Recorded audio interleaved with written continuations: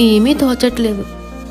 ఈ పక్కింటి ఆవిడ కూడా ఇప్పుడే ఊరెళ్ళాలా, సమయానికేమీ ఫోన్లో బ్యాలెన్స్ అయిపోయింది. ఆ లాస్యకేమో ఎప్పటి నుండో పెళ్ళి అవ్వట్లేదు. అసలు ఎలా కుదిరిందో, ఎలా పెళ్ళి అయిపోయిందో ఏమీ అర్థం కావట్లేదు.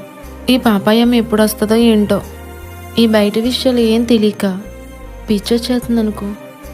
ఈయన చూస్తే బయటికి వెళ్ళినవారు. నువ్వు వచ్చేసావా? వస్తాను. నిన్ను బలపరిచి పరమకు చేర్చడమే నా పని. ఎందుకంటే నువ్వు ప్రతిదినం వాక్యానుసారంగా జీవించి ప్రార్థన చేస్తూ అనేకుల రక్షణ కొరకు కనిపెట్టక ఎవరే ఊసులు చెప్తారని దురద చెవులతో ఎదురు చూస్తున్నావు. అది క్రైస్తవ స్త్రీలకు ఉండవలసిన లక్షణం కాదు. అటూ ఇటూ తిరగాలి అనేది అపవాది లక్షణం. నీ కన్ను అటూ ఇటూ కాక సూటిగా చూడాలని వాక్యం తెలియజేస్తుంది. ముసలమ్మ ముచ్చట్లు కాక దేవుని సన్నిధిని అనుభవించే కార్యాలతో గడిపి ఆనందించు.